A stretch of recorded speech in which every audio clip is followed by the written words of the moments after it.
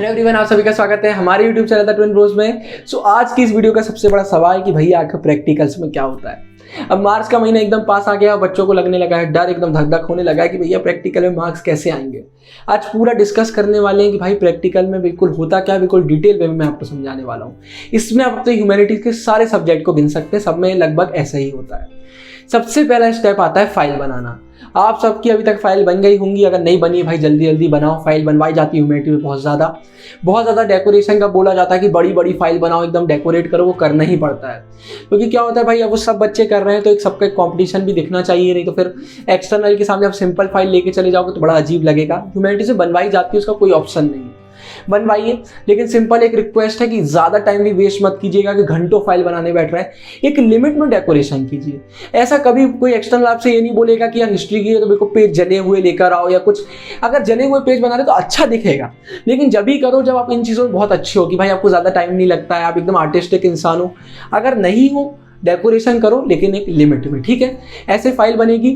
File में main ध्यान देना, वही चीज़ें लिखना जो आप अच्छे से याद कर सकते हो। ऐसा कुछ फाइल को बड़ा करने के चक्कर में मत लिख देना कि आपसे एक्सटर्नली वो पूछ ले तो आपसे बने ही ना। और अगर आपने ऐसा बाई चांस कुछ लिख दिया है तो उसको अच्छे से पढ़ो। फाइल में जितनी चीज़ें दी हुई हैं वो सब आपसे बनना चाहिए। एक्सटर्नल कई बार बुक से भी चीज़ें पूछ लेते हैं, लेकिन मेनली फाइल से पूछा जाता है, इसलिए फाइल का आपसे सब बनना चाहिए। जो आपका टॉपिक है उससे बनना चाहिए। मैं तो रिकमेंड करूंगा हमेशा फाइल उस टॉपिक पर बनाओ जो टॉपिक इजी होता है। मेरे इकोनॉमिक्स में मैंने पॉवर्टी टॉपिक ले लिया था, हिस्ट्री में हड़प्पा ले लिया था। ऐसे टॉपिक लो बिल्कुल भाई जो आपसे बनते हो। मैंने पॉलिटिकल साइंस में एक पीपीटी हम लोगों ने डिस्कस करी क्लास में, मैंने वही टॉपिक ले लिया था। भाई इजी टॉपिक लो, एक्सटर्नल फिर कोई भी पूछे आपसे सब बनने वाला है। तो ये पूरा इसमें होता है। इसका फाइल का अब दूसरा स्टेप आता है हमारा एक्सटर्नल वाला दिन। भाई जिस दिन हमें डेट मिली हुई है कि आज एक्सटर्नल आ रहे हैं, आपका प्रैक्टिकल होगा। अब वहाँ पर क्या करते हैं, जब प्रैक्टिकल एग्जाम चलेंगे तो दूसरी क्लास में एक्सटर्नल को बिठा दिया जाएगा और आपको एक अलग क्लास में बिठा दिया जाएगा। सभी बच्चों को आपकी क्लास में 2 टीचर होंगे। एक्सटर्नल के साथ भी आजकल एक और जन आते हैं जो पूरा देखते हैं यार कि कैसा सब सही चल रहा है कि नहीं चल रहा है। ये 2 चीज़ें होंगी। टोटल में 2 रूम में ऐसा काम चल रहा होगा। स्कूल में एकदम अलग माहौल आपको देखने को मिलेगा। एक्सटर्नल को एकदम अलग तरीके से ट्रीट किया जा रहा होगा। बार बार चाय समोसे आ रहे होंगे, फिर उनको लंच के लिए बोला जाएगा। मतलब आपको ऐसा लगेगा भाई कौन आ गया एकदम से। ये होता ही है, ठीक है। इसके बाद अब आपको बिठा दिया जाएगा रोल नंबर वाइज। इसके बाद बोला जाएगा कि भाई एक एक करके रोल नंबर बुलाया जाएगा और बोला जाएगा जाइए आपका आ गया है, वहाँ पर अपना प्रैक्टिकल दीजिए। अब वहाँ पर आपको कुछ चीज़ें याद रखनी है। एकदम पोलाइट वे में धीरे से बोलिए मे आई कम इन। फिर उनको विश कीजिए कुछ भी, जैसे गुड मॉर्निंग है, गुड इवनिंग, गुड आफ्टरनून, जो भी हो सब बोलिए वहाँ पर। फिर बोलिए खड़े रहिए, वो आपको खुद बोलेंगे बैठ जाओ। ऐसा नहीं कि गए और बैठ गए, सीधे खड़े रहिए, वो आपको बैठने का बोलेंगे।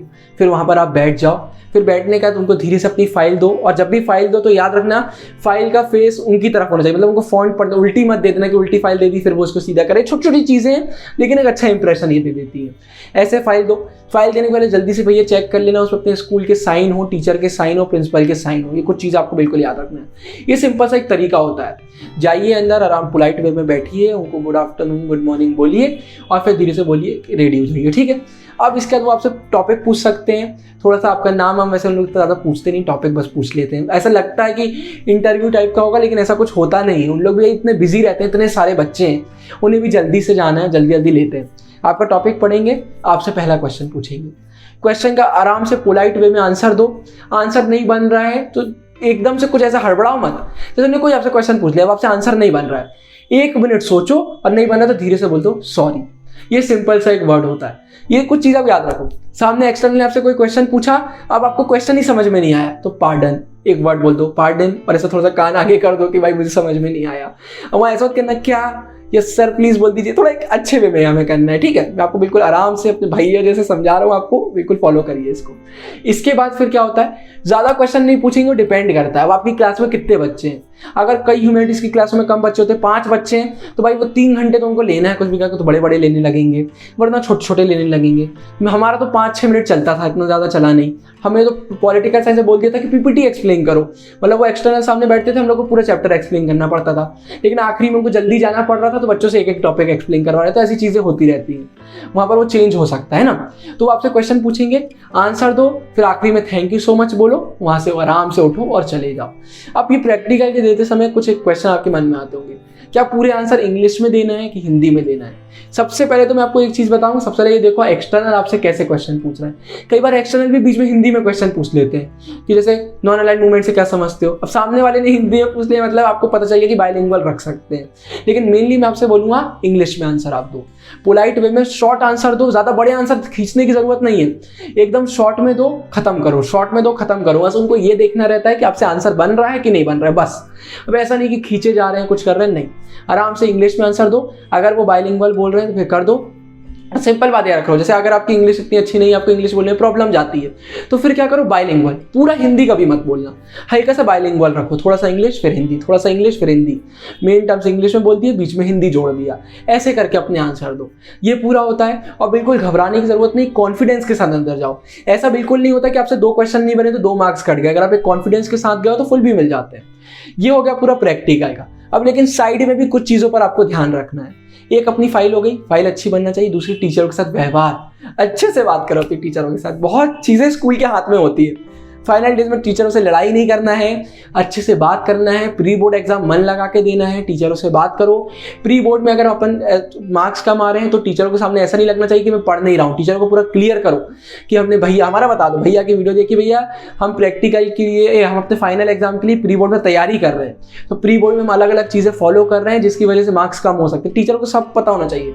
ऐसा ना हो कि टीचरों को ये अज्यूम कर लें वो क्या ये बच्चा पढ़ने में अच्छा नहीं है। क्योंकि मैं आपको एक और चीज़ बताता हूँ, मेनली होता क्या है, मान के चलो 10 बच्चे, जो एक्सटर्नल आता है ना, उनका ऐसा रहता है कि 10 बच्चे में से हम सिर्फ 6 को 20 दे देंगे या 4 को 20 दे देंगे, बाकियों को 19 देंगे, फिर 18 देंगे, 17 देंगे, ऐसी बात चलती है। अब वो 4 में आपको आना है, वो 5 में आपको आना है। कई बार ज़्यादा कोई दे देते, ऐसी बात नहीं है, आपने सबने अच्छे आंसर दिए तो दे देते हैं, लेकिन फिर भी हर चीज़ आंसर से नहीं होती, थोड़ा सा एक व्यवहार भी अच्छा होना ज़रूरी है। अब ये चीज़ आपके टीचर इस वीडियो का माने चाहे ना माने, ये चीज़ सच्चाई है, तो मैंने आपको बता दी। ऐसा पूरा सीन चलता है, तो आराम से हो जाएगा, बिल्कुल घबराने की जरूरत नहीं है। बस पी वाले दिन दौड़ना पड़ेगा, उसके लिए थोड़ा सा तैयार रहो, पीठ हाथ टूट जाएंगे, तो उससे थोड़ा सा आपको बचने की जरूरत है।